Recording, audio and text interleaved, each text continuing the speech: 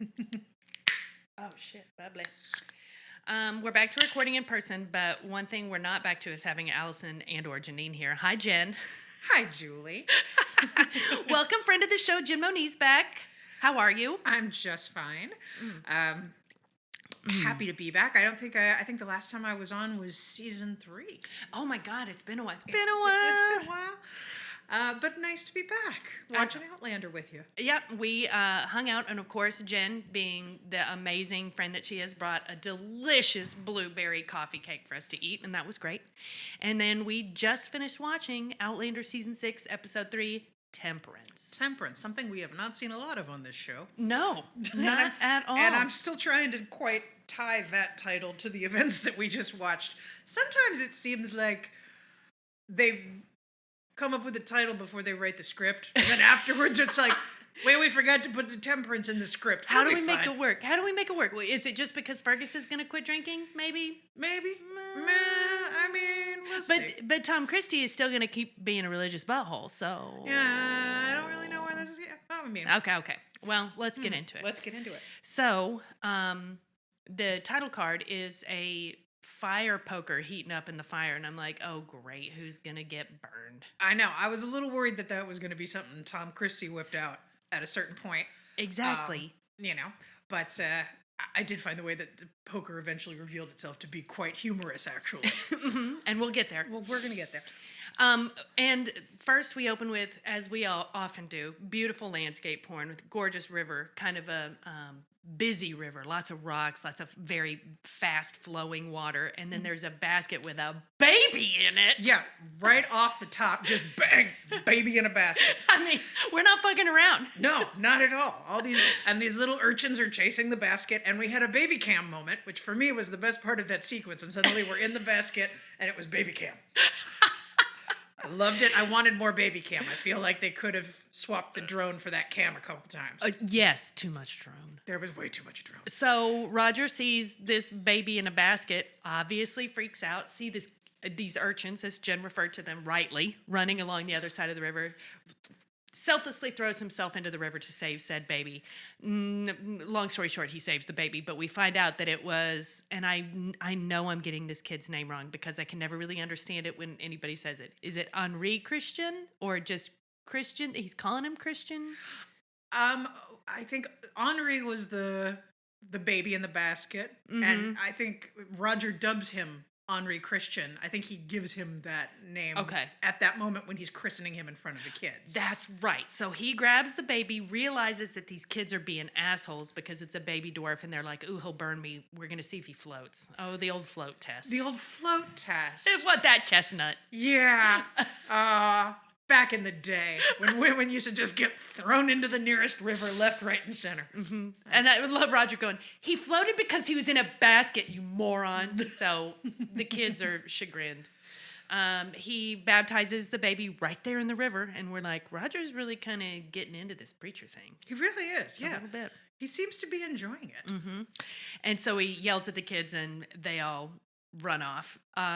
I did say Roger and Bree might get a magic baby before I knew that it was Henri. It was little Henri. Like, here comes their baby. The stork delivered water delivery. And then I also wrote, look at those cute ridge urchins, and then crossed it out and said, never mind. I know, I wrote down, never trust an urchin. Oh, and there was a great moment when the kids see the waterfall, and we're like, oh, is the baby going over? And that's right, when he saves him. That was a nice misdirect when the basket went over, but the baby had already been saved. I don't know how he got to the baby, because there was a good distance between him and that basket. It sure didn't look like he was going to be able to save that baby. No, and for a second I was like, did they just kill a baby? Yeah. I mean... And we both went, oh! Did they just kill a baby? Because, I mean, I know Outlander likes to go there, but it's like, it's 3 minutes into the episode. Like, did not you even just kill a baby? Like 30 seconds in. Yeah. And it's like, what? We're really ratcheting up the stakes. Yeah, it's like, damn, they're not messing around. So, good news, baby saved. Yes. And I'm like, oh, it's Marsley's baby. And the kids were being dicks about it. Mm-hmm. And they take Henri back to Marsley and Fergus's cabin, the only like actual cabin-looking cabin on Fraser's Ridge. And Marsley has a great line here where somebody says, "Is he well?" or it all turned out well or whatever. And she goes, well, I'd like to drown those boys in a well. yeah, I should drown a lot of them in a well. And I'm like, Marcy, I fucking love you. Never change. Yeah, Marcy is the best. Mm-hmm. Claire talks to Fergus. Fergus is obviously very upset. And as has already been established this season, Fergus is in his feelings and having a hard time. I'm starting to think that maybe growing up in a whorehouse could fuck someone up. You know what? You're not wrong. I mean, it's starting. We're starting to see signs that it might have damaged him psychologically to grow up in such an environment. Yeah. And he unloads on Claire and tells her this terrible story. So Claire tries to let him know that people with dwarfism can have full lives and jobs and, whatever. And he is too busy thinking about these dwarves that he knew back when he was a kid at the brothel. And spoiler alert, it's terrible. Yeah, it's just a horrible, horrible story of the master of the mushrooms. Which, I mean, horribleness aside, it's a solid name. Yeah. Oh, a great nickname. Yeah, if you were going to be the whoremaster of a bunch of dwarves, it's a good. It's evocative. It is very evocative. But this guy obviously was a terrible person who was trafficking in dwarves. Yeah, I mean that's a very niche, very specific. Yes, but but just the idea that those are the only dwarves he's ever encountered in his life, I think, is the thing is that he's like, I have one dwarf reference point. Mm-hmm. And one of them was a friend of his because they would pickpocket all the idiots at the brothel while they were doing whatever with the other dwarfs. Oy. And he became friends, and didn't he say his name was Lucas, I think? And then Lucas was murdered in the street, and I guess Fergus somehow found out that his body was sold to science, and he got cut up. No, not sold to science. What was it? Like, not an apothecary or whatever, but they cut him up and used pieces of him as like relics or I forget what the name was that he gave it, but yeah, I mean, it's just horrible. Just like terrible. Every little bit of this, it's like if you had stopped a third of the way into the story, it would have been horrible enough. That would have been plenty to traumatize you. But keep going. Just kept going. Another one and another one. So we see that Fergus really, Jen is right. He only has this one reference, which is that a dwarf can only have a very sad, difficult, terrible kind of life. That a dwarf is destined to be abused. Exactly. Destined to be abused. And Claire's like, no, come on. And I mean, I think it's, even though, dwarfism is not that common, it reminded me of a friend's reaction when they had a child who had autism. And their first initial reactions as they were processing that and thinking about what a difficult life their child was going to have. Yeah. Because you hope your child lives beyond you. And it's like, when I'm not here to take care of them, what happens? Yeah, what's going to happen when I'm not here? And I think Fergus was having a little bit of that too. And that also ties into the larger what's going to happen when I'm not here situation that he's already living in because of the fucking Brown attack. Yeah, which, Claire tried to reassure him that that's not his fault. He wasn't there. It's just not working right now with him. César Domboy was incredible in the scene. He really was. This was a really good episode for him, actually. Yeah, there was a lot of great, even though, I don't think it was the best episode of the show we've ever seen. No. I do think there was some spectacular acting from a lot of people. Yes. I thought he was wonderful. I thought John Bell was wonderful. Ooh, yeah. I thought the actor who plays Tom Christie just keeps bringing it. He's I meant to look him up. Shit, I forgot my phone. Hold on. Okay. Yeah, but I wrote his name down. Oh, you'll all be glad to know that I got a new notebook. So, unfortunately, the actor's name that plays Tom Christie is in the old notebook, so I'm going to look this up. So next we have Tom Christie getting his hand fixed, if you want to talk about that for a second. Oh, yes, indeed. He goes to Claire's surgery and, initially scolds her for keeping him waiting. It's like, dude, she did not know you were going to be here. And also, my grandson almost just got drowned, so fuck off. Yeah, come on, man. And, she rightly... He does have a really good moment there where she says, some of your people tried to drown my grandson because they thought he was a demon. And he's like, and she's asked him if he had been spreading that. And he's like, I'm an educated person. And like, all right, Tom Christie.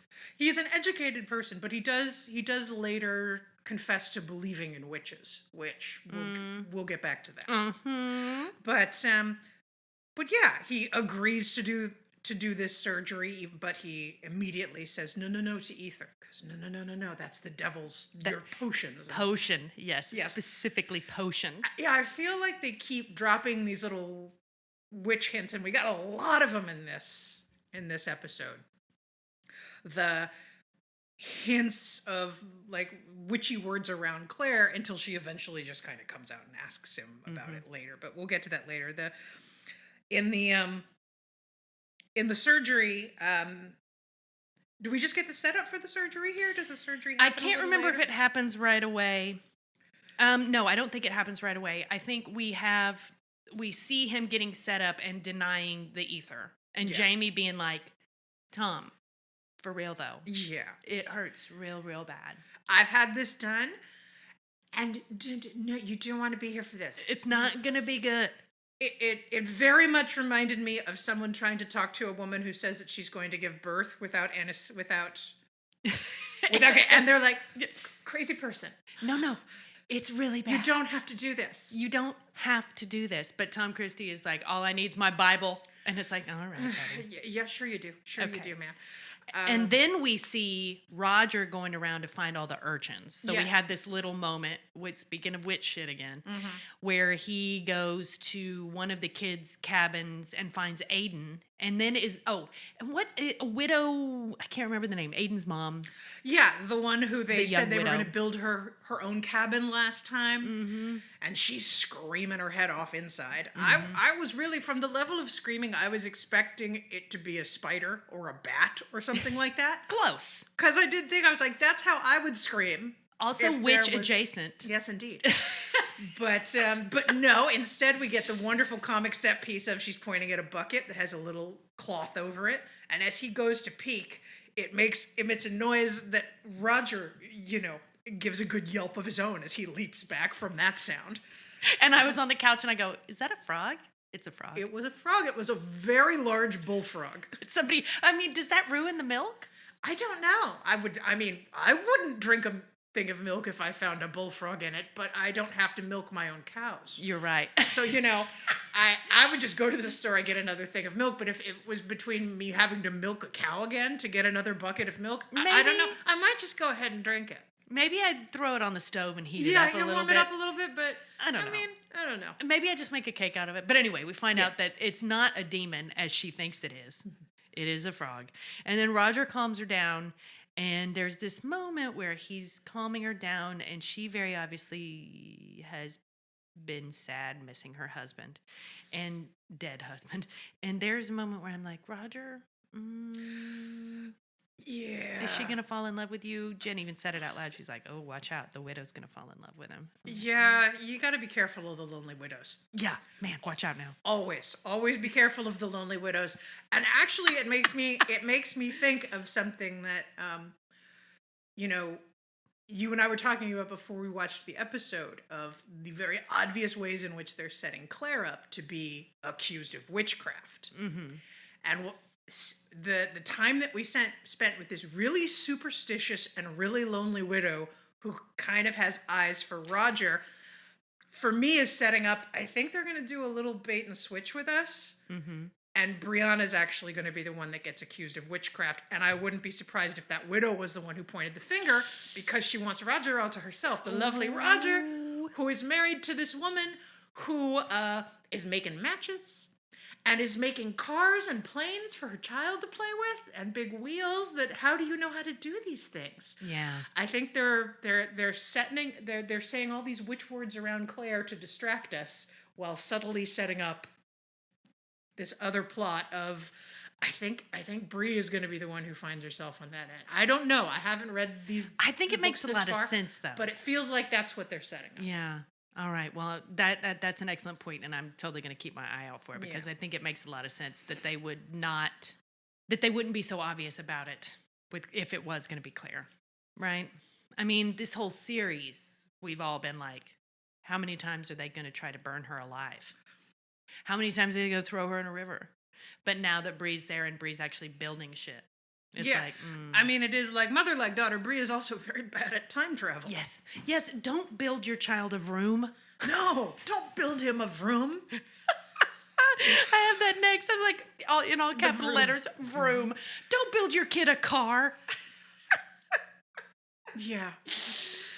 Oh, Brie. So she has made, speaking of Brie and making things, and I actually think that this cut to this next scene totally gives credence to your theory, because we see Marsley sitting at a brand new spinning wheel, and Brie has made Marsley a spinning wheel so that Marsley can do more chores and make more goods.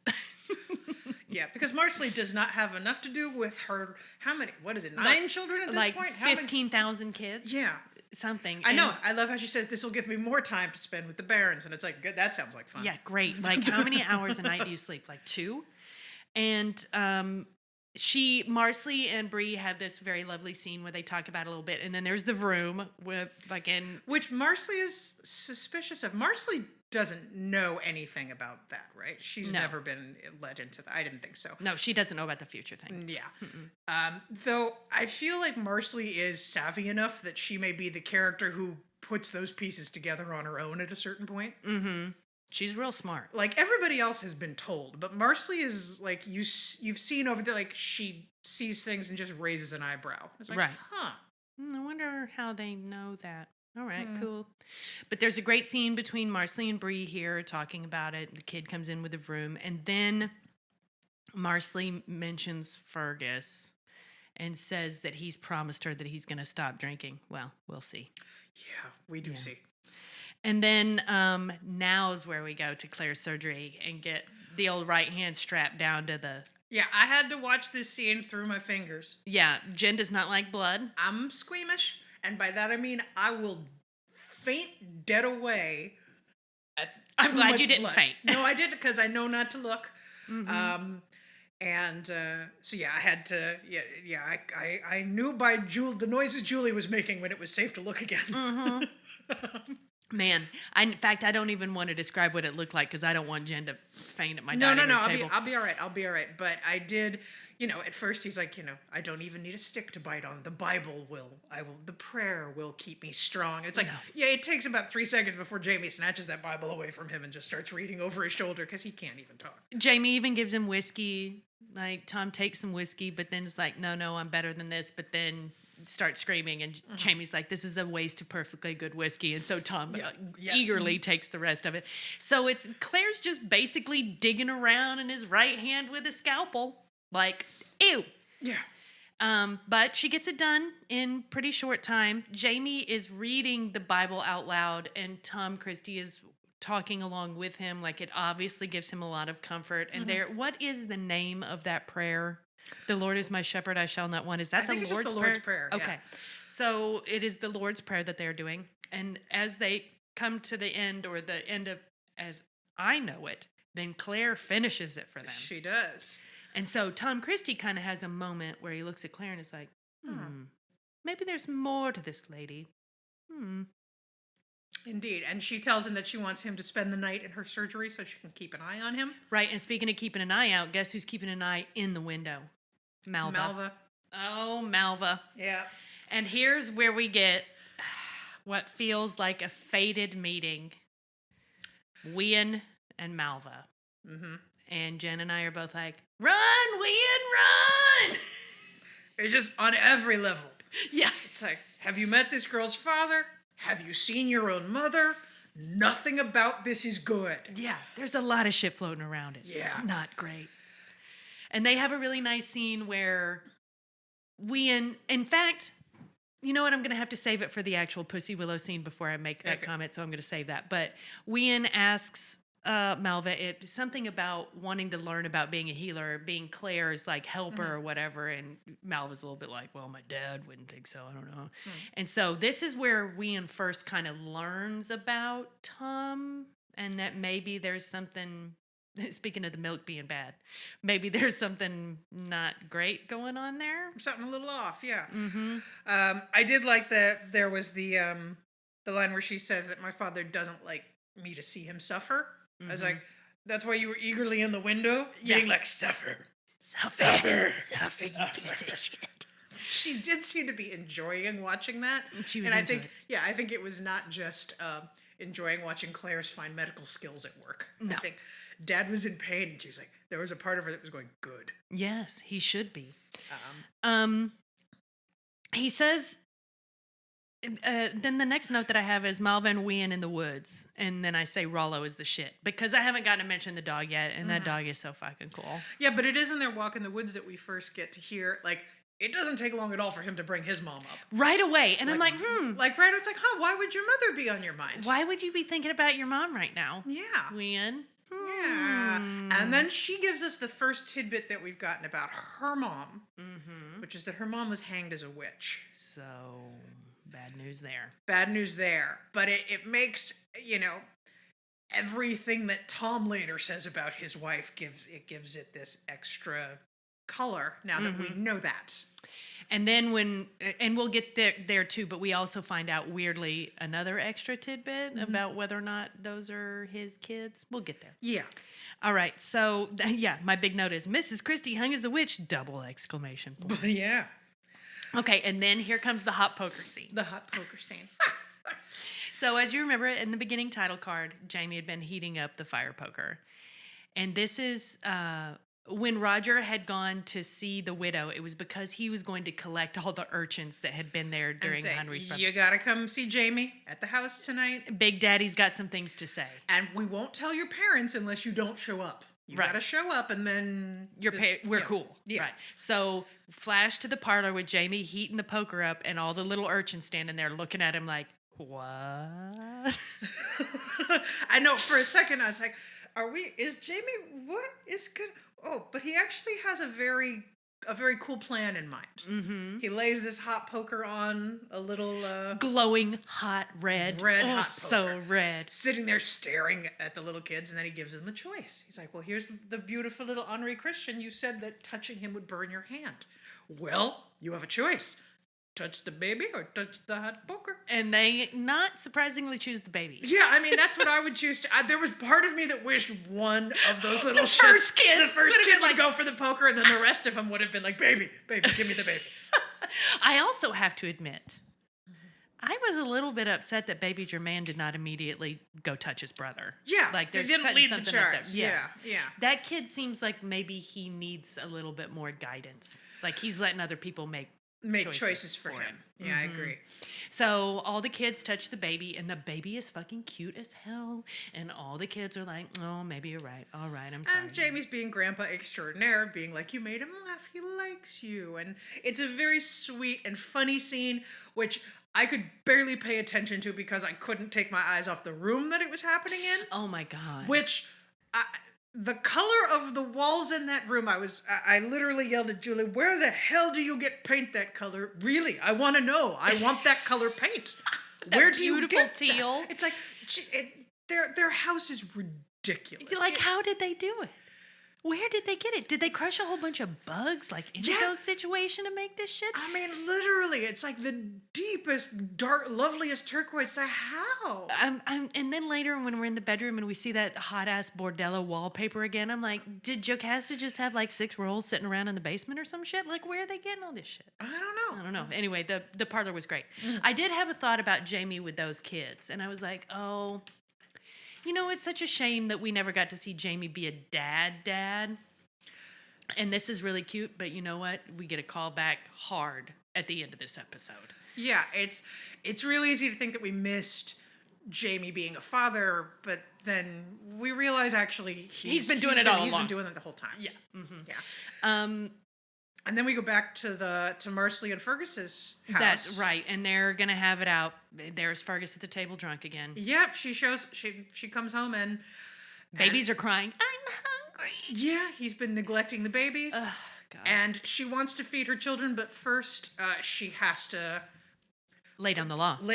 Because she has had enough of this shit from him, and she comes at him from every possible angle. It's like, you promised me, you're breaking your promise. Mm-hmm. She tries that. Yes. Doesn't work. Then he says that he is a failure because he's got to protect the family, and he clearly can't do that. And she said, we're both on the same team. Didn't work. And also, I can protect this family if you're falling down on the job.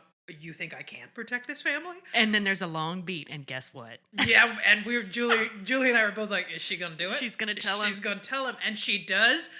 And I love everything about the way that she delivered that, especially, and I love that they actually had her say, I expected to feel bad about it, and I don't. Yeah, that's right. I don't. So she just literally looks right at him. She's like, I killed Lionel Brown. Yeah.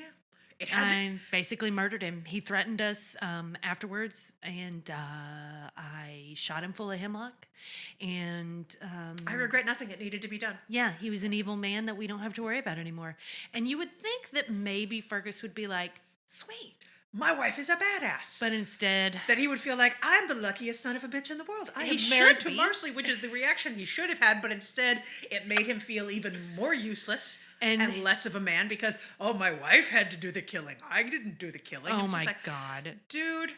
And Marsley does the perfect thing, which is that he wants another drink, and so she gets the... I couldn't tell if it was water or whiskey, but she dumped some liquid over his head and is like, get the fuck out.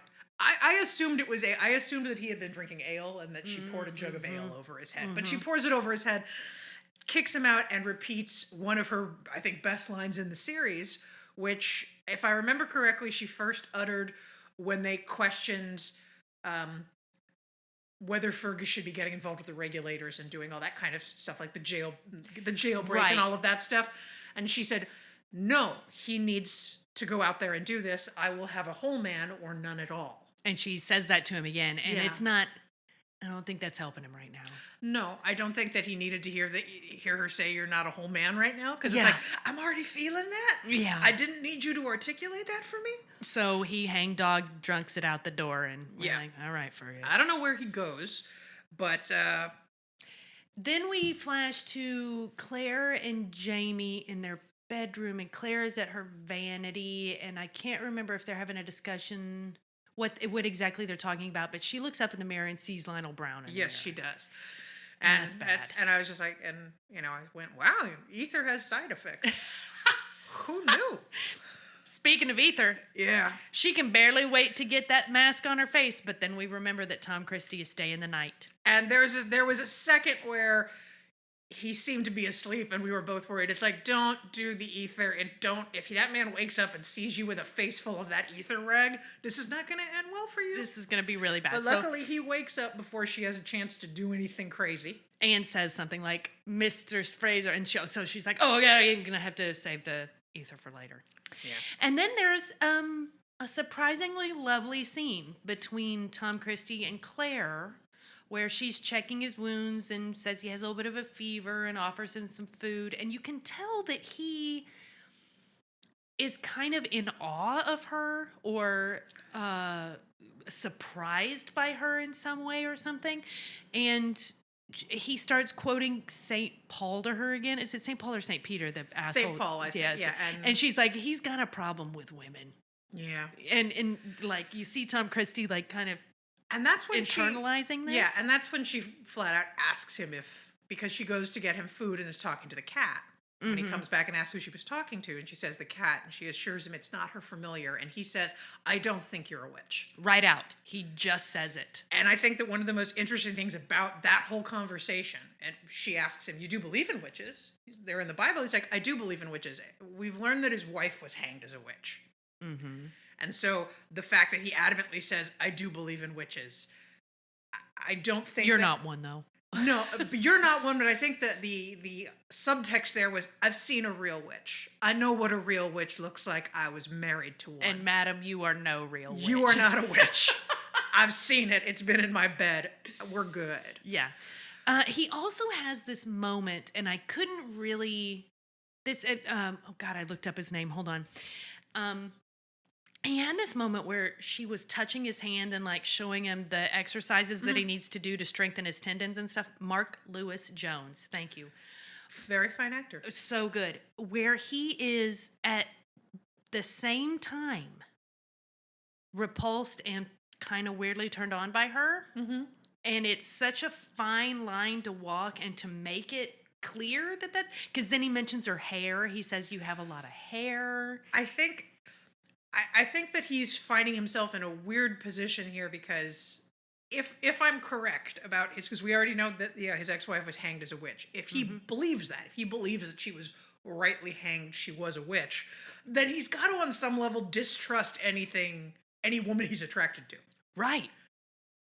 Because it's like, if I am attracted to you, that must mean something's wrong with It must you. mean that you're Satan's handmaiden. Somehow. And so he looks at her and goes, I'm an educated man. I know you're just a healer and not a witch, but I'm getting a little hard over here. And it's creeping me out. It's telling me something's wrong. Look I at don't know. Gravity's rainbow down there.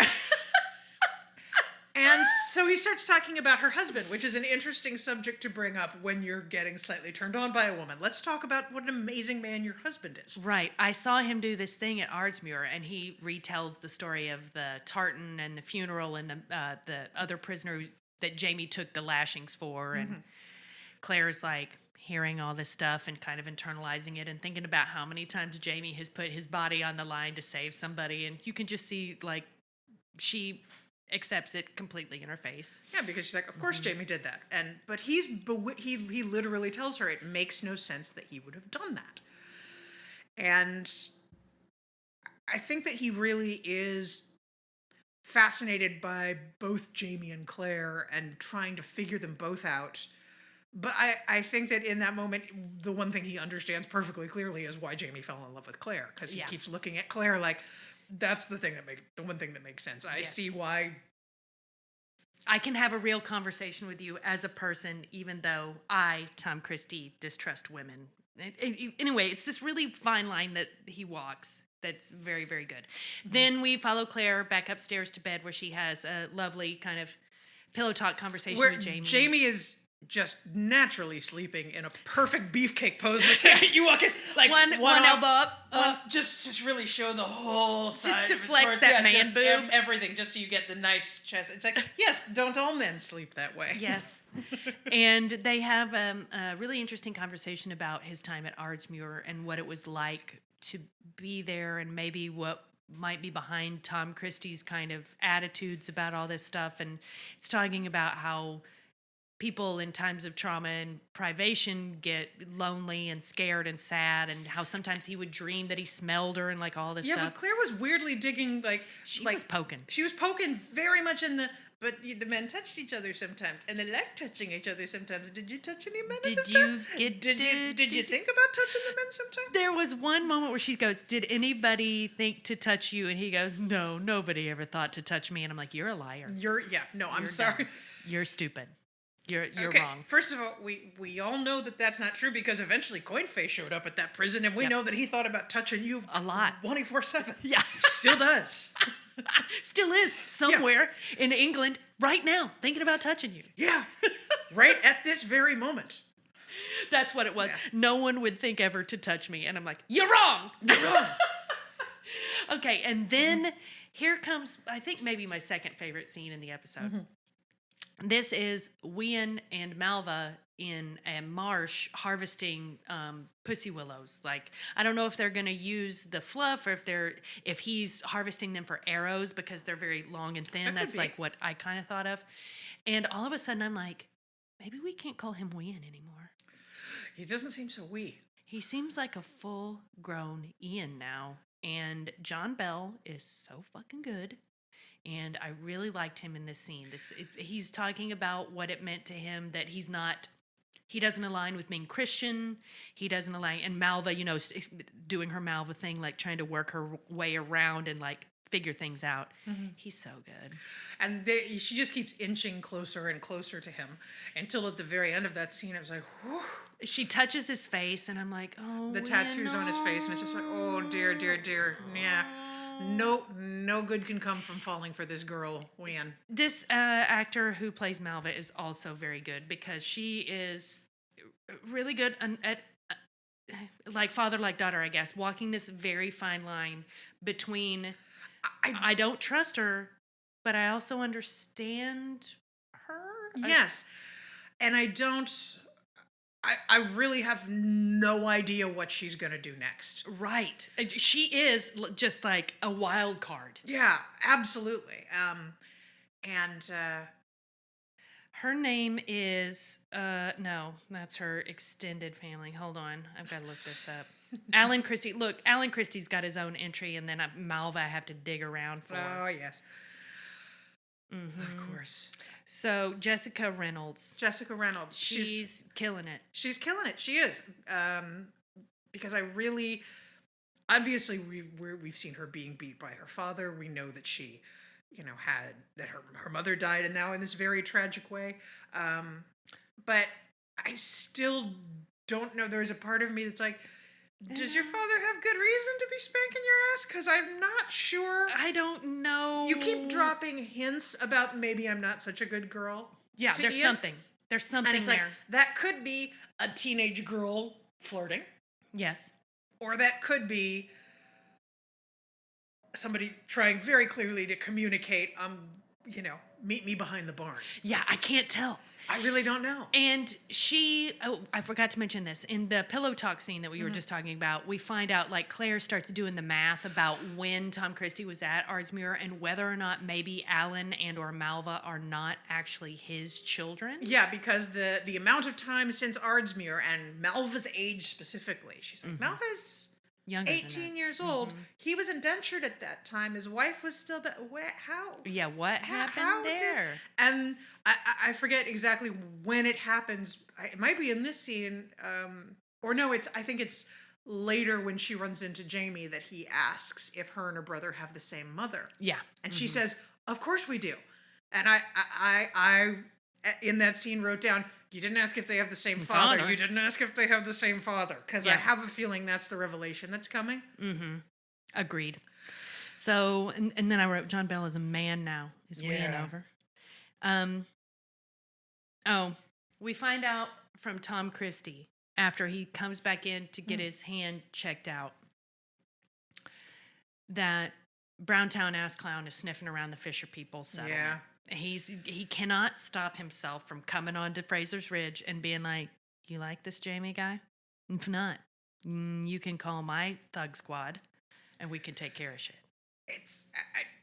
Why are they still trying to? It amazes me that after the events of last season that this clan would still be fucking with the Frasers. It's like, he killed everyone you love. Yeah, you clearly don't learn. Yeah, or they just can't let it go, I guess. Yeah. Maybe, whatever. But they're still sniffing around. And Claire tells Tom Christie, you shouldn't trust those people. And you can see this kind of real, deep, like, upsetting. He really internalizes that when she says that, but he never says... She says, he says that they came and offered me protection, and she says, I hope you didn't accept because they're not to be trusted. He doesn't say if he did or not. Yeah. And is this the scene where she gives him Tom Jones? This is the scene where she gives him Tom Jones. They have a great conversation about reading and about how he had never really read for pleasure, like read novels or whatever. And his wife did, and then at a certain point he threw all of her books out or set them on fire or did something, and it's like, well, I wonder. But that Ardsmuir was the thing that changed his mind because Jamie, while they didn't have any books, Jamie would tell stories from books that he had read to everyone, and he saw the comfort it gave to men. And distraction from trauma and horror and everything.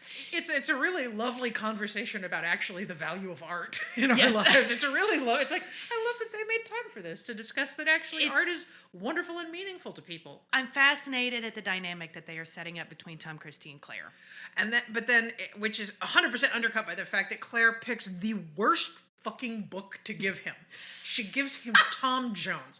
It is the dumbest. I'm like, did you read? And here's the thing is we see Claire saying, I'm going downstairs to read, and then soaking her face in ether. So I'm like, you haven't fucking read any of Tom Jones? Because if you'd gotten 10 pages into Tom Jones, you would know, don't give a book about a libertine to the most Christian man you've ever met in your life. It is not going to end well. And it doesn't. He goes home and we just get these close-ups of the words. Fuck. First we see hungers, love, and then very clearly fuck spelled F-U-C-H. Mm-hmm. And like, But and he has kind of the same look that he had when she was touching his hand that night. Yeah. Like somewhere between disgust and being turned on. Being horny. Yeah. So weird. So very uncomfortable. But just, God, Claire, just 100% the wrong book. But I continued, to be, you said Mark Lewis Jones was that actor's name? I'm so impressed by him because he's just threading needles all over the place, giving us so much information with Very little. Yes. I mean, I feel like I know so much about this guy, but we still have huge holes in his backstory, but he's filling them in just with his face. It's incredible. He's really good. We then have a little scenelet where Malva is out hunting for mushrooms and Jamie approaches her and starts trying to dig for info. This is where he's like, do you have the same mother? And he's like, yeah. But there's also,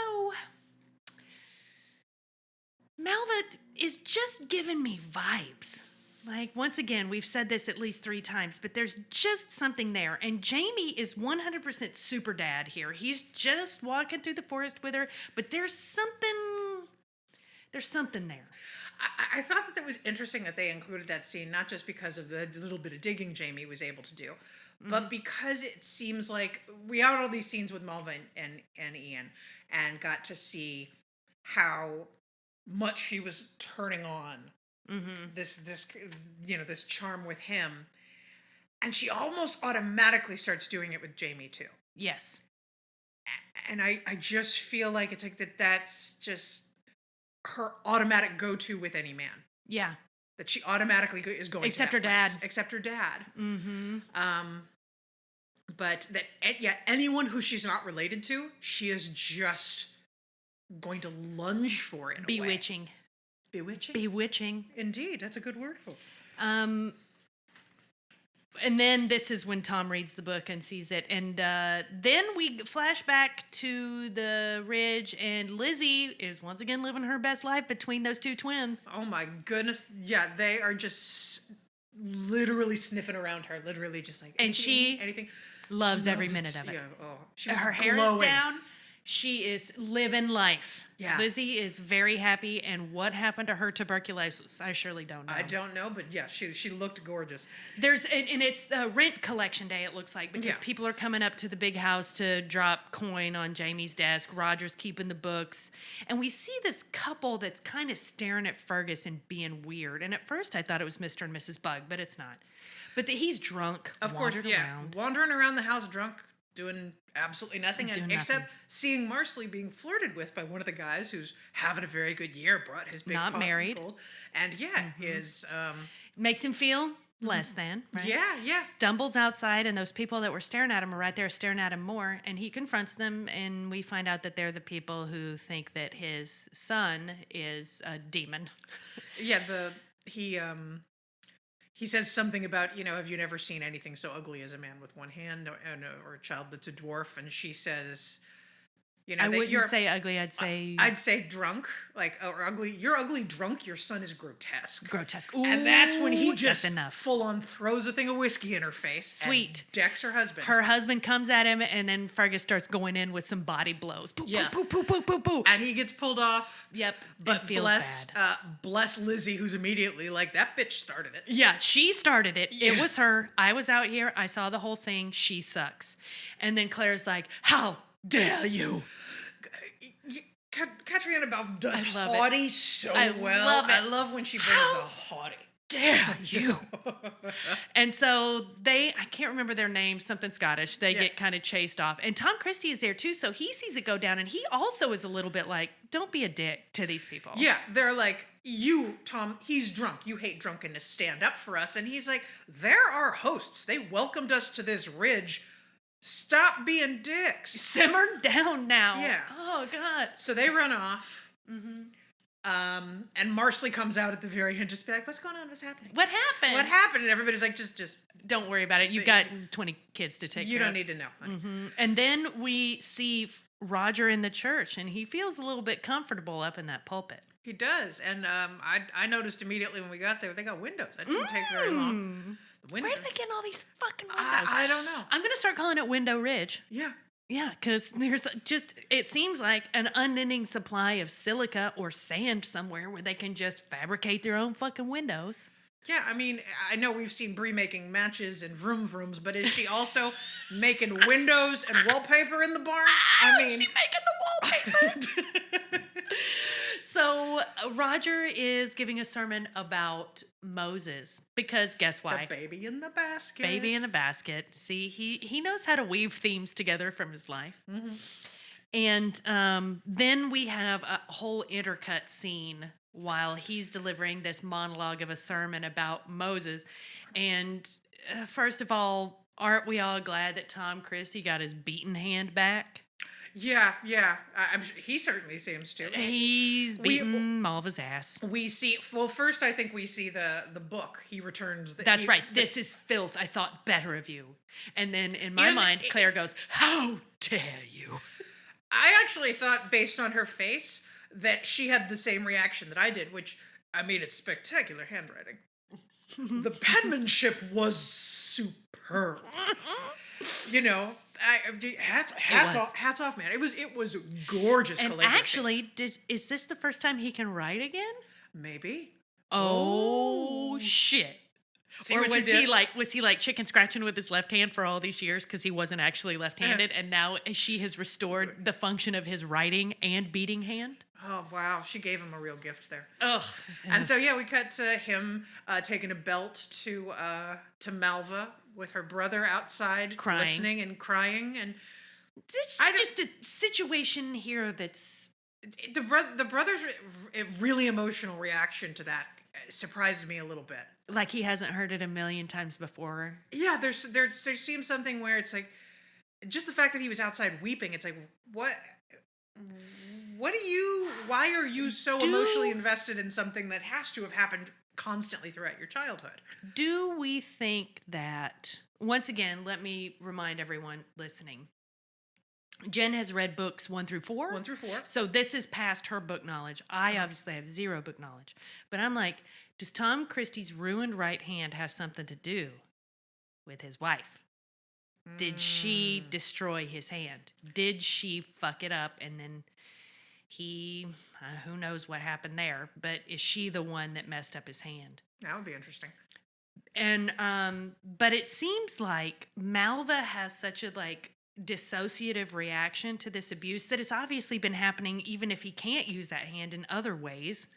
Well, it seemed like, the last time he tried to take the belt to her that he was frustrated that he wasn't able to do it. It's, because his hand had gotten so bad he couldn't do it. I think he's been able to. Able in one way or another, even if it was fucked up a little bit. Yeah. All right. But yeah, the brother, her having that, I'm not even really here face. That We've I seen expected. it. Yeah.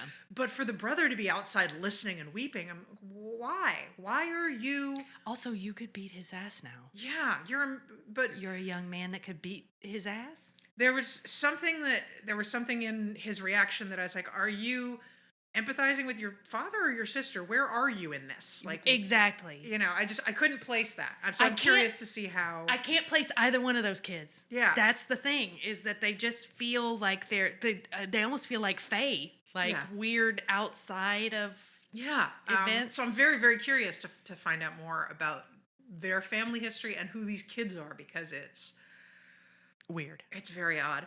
But so we're getting the beating underneath Roger's lovely sermon, and then we get Jamie walking out in the woods, and he comes upon. He sees Fergus stumbling down a hill, and then starting to try to commit suicide, and Jamie is like, absolutely not. Runs down there and saves his life. Yeah, and has to beat his ass a little bit to get the knife away from him, but he's just like, this is not going to happen. This is just not going to happen. And here's where we get to see Jamie being dad supreme. Yeah. Like real dad. Fergus's dad. Yeah, he is. And we're reminded that he has raised this boy. Mm-hmm. And Fergus is very, very sad. And Jamie just reminds him, look at all these things you have done. Look at how you've helped me my entire life do all these things. How you've gotten me to where I am now. You. And I think it helps Fergus, and he has kind of a breakthrough. Mm-hmm. And Sam Heughan is great in this scene. I know, and I also love what he's communicating, what he's saying to him in that moment, which is, you have done so much, but what you do doesn't matter. I don't need you to do anything for me. I just need you to be there. Mm-hmm. Which is such a father. That's absolutely the communication of a parent. Yes. A parent, like that classic line from a parent of, I just need you to come home at the end of the day. Yeah. Mm-hmm. That's all I need. I just need you here. And Sam Heughan is so locked in the scene. They're both very good, but it's a lovely scene. Obviously, it starts off fraught. But... And Fergus clearly has a lot of healing to do. Mm-hmm. But I think knowing in what a bad way he was, knowing where his head was, can only be helpful for Jamie and Claire and the rest of his family. Exactly. And they, so We see Jamie with Claire bringing him back to Marsley, who, welcomes him back. Holds him, and we both said the same thing immediately. He's going to get her pregnant again. Like 10 minutes later, they're boning. Yeah, it's going to happen. It's like, God damn it, just can you leave that woman alone for 5 minutes? Can she leave that dick alone? That's the problem. No, she can't. No. She can't. They can't. I They remember just enjoy fucking too much. I remember my cousin who has 3 boys that were all born within 3 years. Oh, Lord. And she said that once when she told a woman what the ages of her sons, the woman responded, "Your husband must be hot as hell if you let him keep coming at you." Like that. That's awesome. Yeah. But yeah, she just can't say no to the man. Yeah. So Fergus looks like he's going to turn over a new leaf. And then we come back up to the big house, and those coats are here. Those coats. And Major McDonald shows up with a fuck ton of guns. For the Cherokee, which was one of the more interesting aspects of the last episode was Jamie saying, I don't know whose side they're going to be on, and Claire doesn't really remember whose side they were on because, in this She's country... not American. No, but also we really don't. We don't really tell the story of Native Americans when we're talking about U.S. history because it's uncomfortable for us. Yes. And as you know, the comfort of the people reading history is the most important part, as it has been legislated vastly throughout the last year. It's the American way. Yes. So she doesn't really know. So he's given him a bunch of guns, knowing full well that they may be used against him. And he's like, whatever. What can I do? I'm listening to Ian. Yeah, I gotta trust Ian. And then fucking Mayor McCheese pulls out a newspaper and is like, it's going to be sooner than you think, and lays it down. And Claire looks, and the headline says "Tea destroyed in Boston Harbor," and she Claire can't help says, herself. "The Boston Tea Party," and it's like, why would you say that out loud? Also, were you worried that the audience wouldn't be able to put those pieces together? Did you say it because you thought we'd say "tea destroyed in Boston Harbor"? Huh. Wonder what that means. It doesn't connect to any historical Two events reasons why that line should not have been in there. My God, it was so... But, they leave and Jamie's like, what does it mean? The coats leave and he asks Claire, what's up? She's like, it's starting. This is the start. The war and the storm. And then we get a drone pull away. Yeah. Which was not great. I know, but... Whatever. Yeah. Okay, so the Boston Tea Party's happened. It's on. Yeah.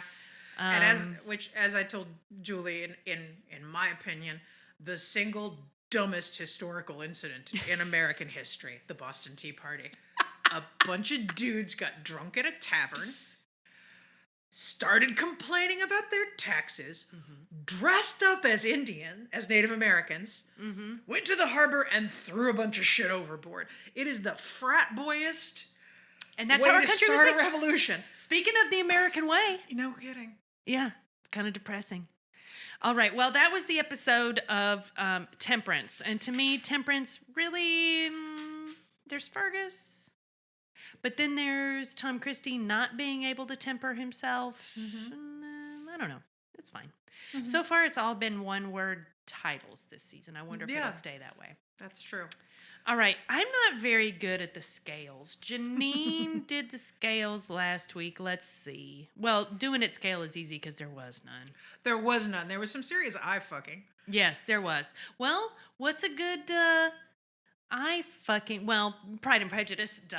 Pride and Prejudice, yeah. That's that would be at the top of the scale. But the low end of the eye fucking scale. I'm trying to think of a movie that just had no chemistry whatsoever, where we were asked to believe that the chemistry was real when it just did not exist.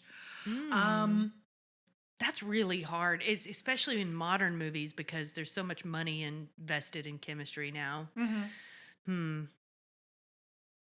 I'm trying sometimes anything with Barbara Stanwyck back in the day. That's good. That's why they had to kind of put her in like femme fatale and like above it all shit, because it was very a lot of times it didn't read as real chemistry. I mean, in Double Indemnity, she's got a little bit of something going on, but she's kind of a baby there. I don't know. Okay, so no doing it scale, not even really important. They didn't really do it.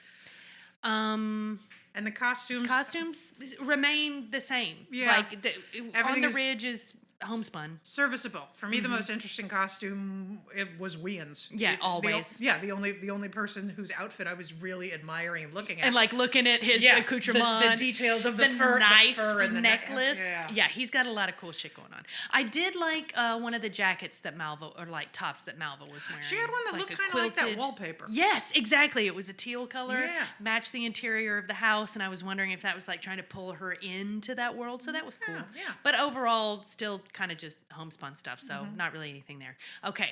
So who gets the golden pamplemousse? I think we've got to give it to Fergus. Yeah, César Domboy. Yeah. Domboy. I'm sorry, César Domboy. He really did some good shit here. And it's great because when Jen first came over today, she mentioned that she was bummed that up until this point he hadn't had that much to do this season. So yeah, I mean, and season 5 he really had very little. He was very much in the background. He was too busy fucking Marceline making 20 kids. You know, I mean, it's hard work. Yeah, somebody's got to do it. Yeah, but I do appreciate him being given more room to run. Mm-hmm. And I hope they don't consider this like, this like a neat little bow being tied on it. I hope we get to really. I think that one of the things about the show and about the books that I did read that I appreciated was the fact that it has never really been interested in brushing over trauma. Right. It has always been very interested in what long-term trauma looks like. We were talking about this with Janine after the first episode. It really feels like this season is the kind of like trauma comes home to roost season. Like we are finally going to see truthfully how all these things have affected Claire specifically. Yeah. Because she's been through so much trauma, and then all of a sudden to have something so devastatingly traumatic to happen to her. There's just so much trauma she's been through that's like built up in her, and she's been trying to like tamp it down for so long, and now she can't. Yeah. Jamie also has been tamping it down for forever, but after seeing what happened to his wife, he probably's had some. Obviously, Fergus is dealing with it, so it has been refreshing because, and we talked about this on Podlander too, a lot of times when bad shit happens to people and shit, it's just like, oh, that never happened. Like, it's gone. Yeah. So I'm glad to see that it does. And you're right. I hope it doesn't mean that Fergus doesn't get anything else to do, because César Domboy is showing us he can hang. Yeah, and I'd be very curious to see what his path to healing looks like. Yeah. I hope he gets a chainsaw for a hand. Oh, damn, that would be cool. God, that's what's going to happen. Bree is going to make him a chainsaw for a hand, and then it's going to be... Then it's over. She's got to go to the river. Yeah. Does this bitch float? I don't know. She's got red hair. Yeah. Ooh, speaking of which, Jen mentioned that earlier too. She's got red hair. That's gonna be a count against her to begin with. I don't know. Although a lot of these people are Scottish, so maybe not.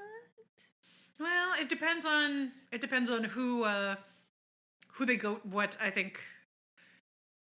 Who the leader of the pack to come get her is. If it's going to be one of the people on the ridge, it could be somebody else. I mean, we'll see. I really do think I think you're onto something about the widow. Yeah, I think so. I think that she's the combination of this incredibly superstitious reaction she had to Roger then coming in and sitting on the floor with her and comforting her. It's just like, and also having kind of closer access to Roger and Bree than most of the people on the ridge do. Yeah. So she sees this. She's going to be the person that sees the shit that Bree is doing. That's not Claire. Yeah. Like Claire sees it and it's not as big of a thing to her because, whatever, I'm from the future. Yeah. But fucking Bullfrog bitch sees it. It's like, ah! Bitch. Yeah. I think we're going to see that. All right. Well, I'm going to save the list of patrons and everything for later because I don't want to have to put you through that. But Jen Moniz, friend of the show. Thank you so much. I'm so glad you were able to do this with us, and we will be back next time. I don't know exactly when the next episode will be because Allison and I will both be out of town next weekend. We're going to Nashville. We're going to go see Trixie and Katya at the Ryman. Right on. We are very excited. So we were talking about recording on the road. Oh, that's fun. So we'll see how that shakes out. But y'all don't get your panties in a twist if it's a minute, okay? We love you all. Thank you so much. And stay tuned for the list of patrons. Thanks again, Jen. Thanks for having me. Bye. Y'all, I can't believe I missed the episode. where Granny comes back to life at the funeral. Nancy, what are you doing? That is going to do it for us this week. I had nothing to do with it, but here I am doing the end stuff. We want to thank everyone for listening. You can find us on Facebook at facebook.com/Podlandercast. You can find us on Twitter at Podlandercast and also at SickBrJane. You can find us on Instagram at Podlandercast and Podlander Presents and SickBrJane. And we do things on there. But most importantly, you can also find us on Patreon, which is a great thing that makes it possible for us to do this wacky show. We want to thank all of our patrons, but especially the following wonderful folks: Kelly Armstrong, Sydney Taylor, BG, Just Bree, Catspot156, Maddie Perkins, Snazenak, Lisa Brian, Julia Gulia, Kathleen Martini, Lauren Tennant, Kelsey Kemp, Emily Day, Betsy English, Kaylin Reddick, Jen Collins, Ashley Tigason, Nicole Rodriguez, Kristen Freckled Fury, Laura Colm, Amelia Bazell, Liz N. Tinkerbell, Stella Welch, Tori Halligan, Claire Feeney, Rochelle Lefevre, Heather Robbins, Jerry Hurdle, Emily Carlson, Amy Gustafson, Rachel Townsend, Kelly Mazzella, Chantel Salters, Mary the Falling Statue, Tara Lucchino, I'm so sorry, Tara Lucchino, Viv Pickles, a.k.a. Laura, Mary of the Grapefruit, Jenna Bukowski, Ann Gibson, Ruth McCormick, Kara Marlowe, Trish McCrary, Julie DeToy, Jen Lynn, Kelly Bodden, and Kiki the Wise. If you want to join those lovely folks and support the show, you can do that at patreon.com/Podlander Drunkcast, where you can get access to bonus episodes, early access to regular episodes, and other fun stuff. We want to thank all of you for being rad. And we'll be back next week talking about an episode that doesn't include when Granny sits up at the funeral. And I can't believe that I missed that. I've been waiting literal years to talk about that amazing scene. Bye.